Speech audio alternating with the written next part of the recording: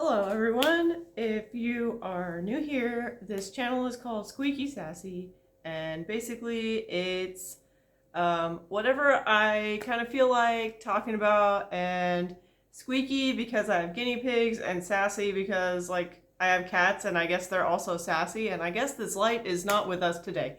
Um,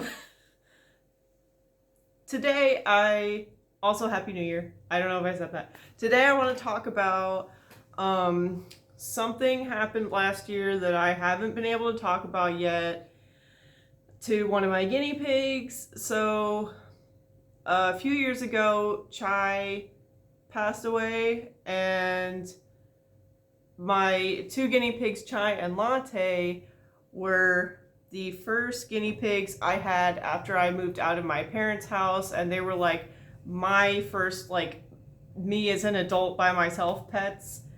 And Latte last year died of congestive heart failure, and I did not know that's what it was until after it happened. And I kind of wanted to go through the story of how that happened, so that if your guinea pig is doing some of these symptoms, which just seem like quirky little things that they do, and like, oh, isn't that funny? That's just Latte.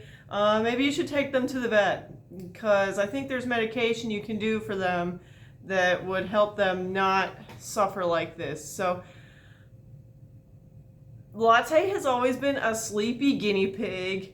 He liked to take naps ever since he was a baby. I have videos of him on here sleeping, and I guess maybe that was part of it, but I'm not sure. That might have just been his personality. Say hi to Miss Lady. There she is. And she's not going to drink my coffee, thanks. Yeah, he was always sleepy, and he was a very chill guy. Chai had anxiety. They were brothers, and Latte always protected Chai, and it was really cute. But okay, so as the years went on, Latte developed this interesting noise that he would make, and it seemed like he would do it mostly when he was eating, especially when I would give them their pellets. Like, he would be like,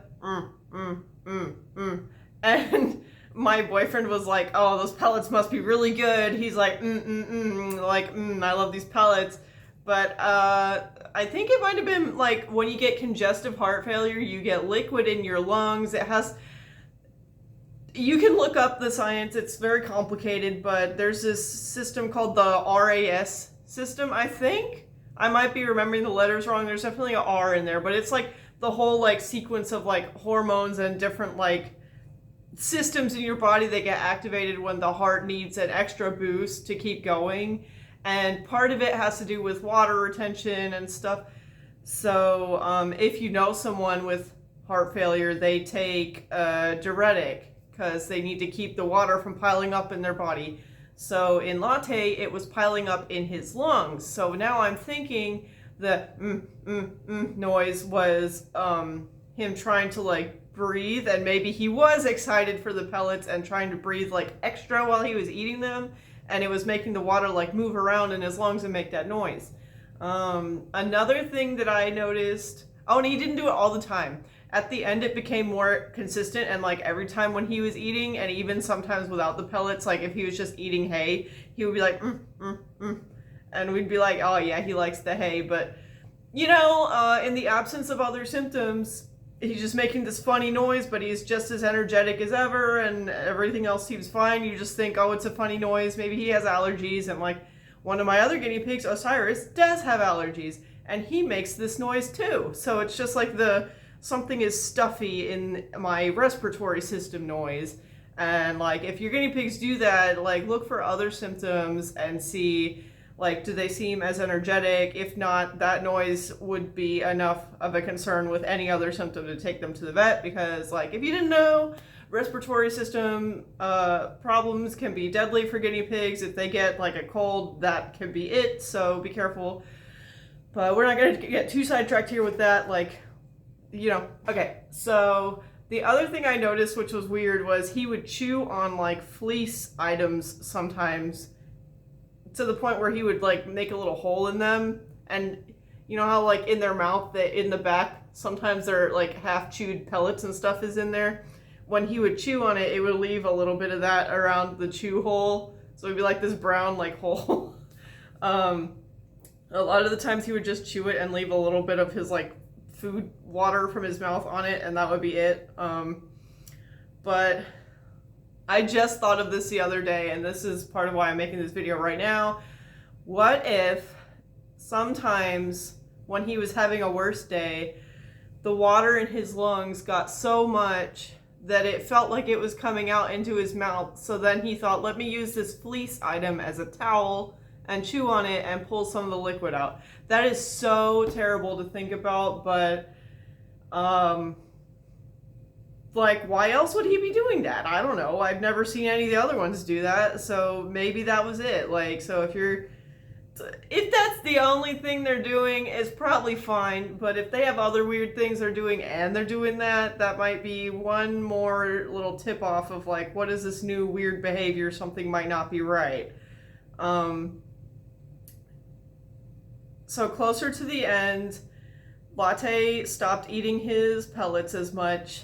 I made him his own special food cage to put him in when it was time to feed them, because otherwise his cage mate Osiris would eat both of their food.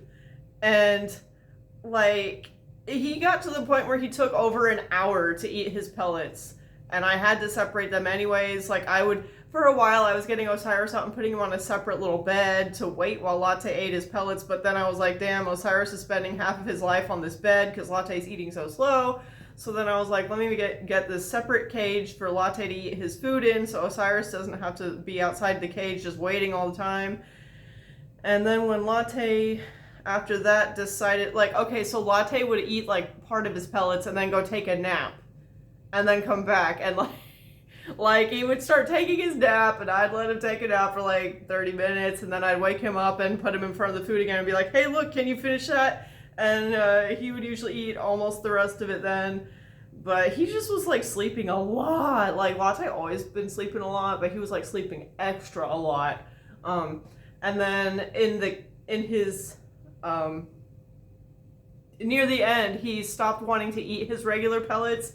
And I was like, he needs to eat something. And he's so skinny. At this point, I don't think it super matters, like, the best nutritional quality, whatever. Like, I just need him to eat, dude. So I got him some of this, like, exciting kind of bullshit guinea pig food, you know, kind of like Lucky Charms for people. It's called, like, Tropical Carnival Fiesta or something. It's not, like, bad for them, but it's one of those pellet mixes that has like pieces of dried fruit and seeds in it and stuff, and like normally you wouldn't want to give that to your guinea pig all the time because it might like make them fat and give them diabetes and all whatever. But I was like, this man just needs some calories, and there's going to be something in this mix that he's interested in eating. And I can tell he's kind of near the end of his life anyways. I'm not really worried about him slowly developing diabetes. I don't think he's going to live long enough for that to happen.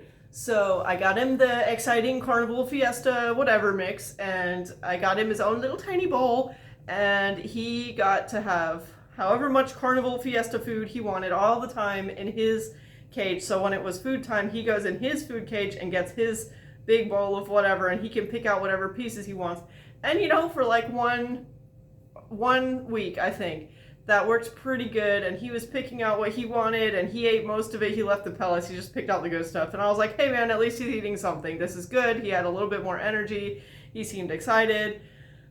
He was still sleeping all the time. Here's another thing I noticed once this was happening. In his food cage, when he would take his nap, he would go over to the edge. I had placed this like kind of bolster pillow thing on the edge because the fleece I had for that extra cage wasn't quite long enough, so I put that to fill in the gap, and it kind of elevated higher than the rest of the fleece, and he would take his nap with his head up on there. I just thought he wanted a comfortable pillow, but again, now thinking about it, with the liquid buildup, he's trying to keep the liquid down probably so he can get some air in his nose. Oh my god. Like, this man's literally like halfway drowning in himself, and I don't even know. Anyways, I'm making this so you can know. You know, this is stuff to look for. It's not like, oh, heart failure, didn't he have a stroke or a heart attack? Like, if you don't know anything, you just don't know. Like, heart failure is something that just is your heart cannot keep up, but it's like just a little tiny bit, and your body does these things to compensate in other ways, and you don't have a like one-time event that you notice. There's no stroke, there's no heart attack. It just, your body does things in the background to compensate, and then you have other symptoms that do not, to a person who doesn't know about this, say, oh, that's a heart issue. It's just, oh, are you congested? Like, oh, do you have a cold? Like, you have a sinus infection? Like, it's weird. But okay, so he's doing that, and then he stopped even eating his carnival fiesta food, even though it was exciting and stuff. And I tried feeding him cookies and treats and like, dude, eat anything. And he was like, no, I am not eating. I just want to sleep all the time. And so then eventually he started losing weight. And I say eventually, this happened in the course of 1 to 2 weeks. After the carnival fiesta food, I think he lasted 2 or 3 weeks until he died. I noticed he wasn't eating, and then one day I was like, dude, I need to feed him something. Like, he can't just not eat at all. That's really bad for them. It was like when he stopped like pooping much. I was like, okay, because if guinea pigs have to always have stuff going through the system, if it stops, they're gonna die. So I was like, let's get something in there. So I made him that critical care. I've done this a million times for him. Every time they get sick and they don't want to eat, or they have diarrhea, or like literally whatever, you mix up this powder. It's like their pellets. It's like highly nutritious, and you mix it with water and syringe feed them. It's like very simple. And so I did that, and I'm like feeding him, and I put the first little bit in, and I'm like waiting, and then I'm like, okay, it's time to put the next bit in, and then it's like coming back out, and I'm like, why isn't he like eating that? What's going on? So I'm just like holding him and petting him, like, okay, let's like chew, let's get the food down so we can eat some more, because we need to eat something. And I'm like, okay, now he should be ready for more. And it comes out again, and I'm like, why is it still coming out? And then it like kept coming out, and then it was more and more watery coming out, and I was like, there was not this much water that I put in. That's crazy. And it was so much water coming out, I like went and got some towel or something, and like was trying to get it out of there, out of his mouth, so that he would stop. Like, he started gagging on it, and I was like, why is this happening? Like, let me get the food out that I put in, because he's gagging on the food, I thought. And the food was out, and then just water was coming out, and I was like, I definitely did not put all this water. Where is it coming from? Well, it's coming from his lungs. And so he's gagging, and I'm freaking out, and I'm like, I don't know what's happening. He needs an emergency vet. But with guinea pigs, not every emergency place has a guinea pig vet on staff, and they're far away, and so I'm calling the closer ones, like, hey, do you have a guinea pig vet on staff? Hey, do you have a guinea pig vet on staff? No, call this place. So, of course, the place that I've always ended up at is Dove Lewis. It's in Portland. So I'm on the phone with them trying to see if they've got a guinea pig vet. And meanwhile, Latte is over here. He's doing this. You know? And water's coming out. And I'm like, Dove Lewis is a 30-minute drive. I don't think he's going to last that long. So I'm like with the towel, and like, let me try to get a syringe in there and pull out water, but he's just full on like choking, halfway seizure, and I'm like, this might just be it. I don't know what I did. I was just trying to feed him, and now he's dying.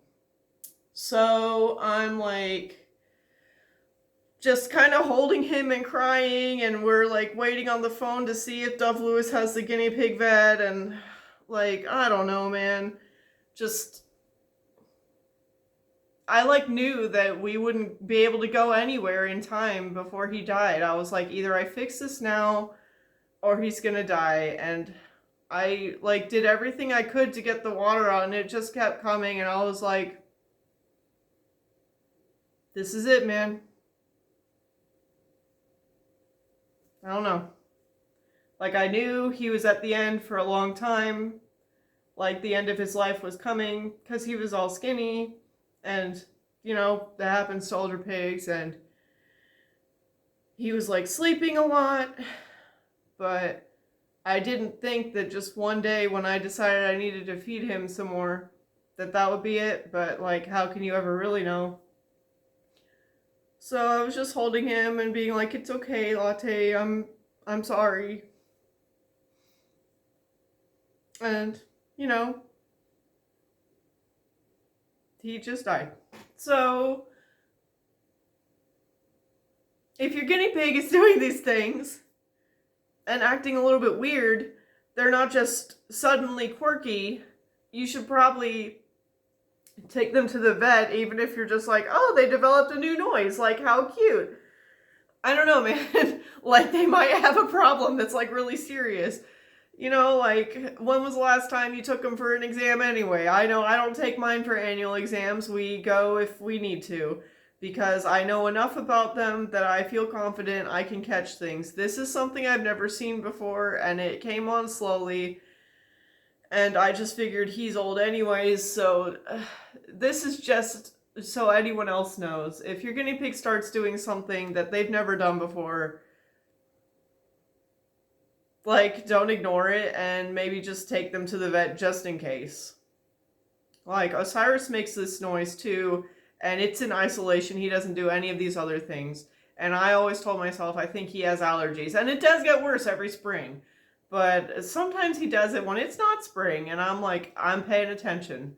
If there's any other symptoms that start with it, he's going to go to the vet too, and we're going to see if he might have that and get him on the diuretics and things early so he doesn't drown in his own body, dude. That's like such a screwed up way to go. And the only way I knew that's what it was is I was having a therapy session the next week, and I told my therapist what happened, and she is a doctor, and she was like, oh dude, that's congestive heart failure. The liquid built up in his lungs. And then I looked it up afterwards, and I was like, that is such a crazy complex system of events that has to happen for that. But like, yeah, it was. Anyways, so I'm not just making this up, like a doctor told me what it was. But anyways, I feel like there was one other thing. Man, I just thought of it. Oh, the other thing he was doing, which I noticed my other guinea pig did when he got older, my childhood guinea pig Cody did this. Whenever they're in pain, they don't show pain much, but when you hold them in certain positions, they won't like it, and they'll like nibble on you. And it's like they didn't used to nibble like that, but now they do. And sometimes it hurts because they're like, I'm in pain, hello, and they like bite you kind of hard to let you know. And that's not just they're a grumpy old man. That's like something might be going on. I think my childhood guinea pig had like cancer and or arthritis. I also think Latte had arthritis. I would hear his joints snap sometimes. You know, like when you walk up the stairs and your ankle pops, it was that kind of noise sometimes. And like, if they start like acting uncomfortable and biting like that, that might be also a good indicator that something's up. But anyways, I wanted to make this video, and now everybody can know this is what congestive heart failure looks like in guinea pigs and what will happen if you don't treat it. It's very sad. It's traumatic, honestly, to watch your guinea pig drown on their own internal water in front of you is like really rough. I am glad that I could be there with him in the end and make him like, I was snuggling him and make him feel comfortable. But I mean, how comfortable can you really be if you're like drowning? That does not sound great. So just take care of your guinea pigs and pay attention, and little things might not be little things. And honestly, a vet exam is less than $100 usually. Like, if you can't afford $100, you shouldn't have a pet. Sorry, no offense. I mean full offense actually, like, what are you doing? But this is the video. For this year, I am going to try to start making more videos again. I've probably said that enough times that people are like, yeah, whatever, I'll believe it when I see it. So hopefully you will see it. But just pay attention to your guinea pigs. Chai and Latte are together now in heaven doing fun guinea pig things and being cute brothers again. And I'm sure Chai feels much more comforted now that he has his little protector with him. But yeah, just thanks for watching. I'm going to stop rambling.